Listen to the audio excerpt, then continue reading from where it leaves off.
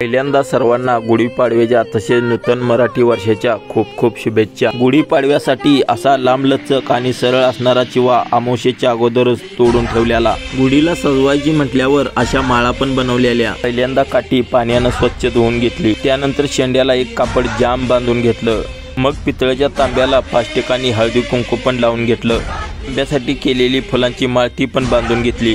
गुढीपाडव्यासाठीची साडी आणि चुळी आमच्या आईनं अगोदरच घडी घालून ठेवलेली। गुढीसाठीची साडी वाऱ्यानं निसटू नये म्हणून शेंड्याला जाम बांधून घेतली।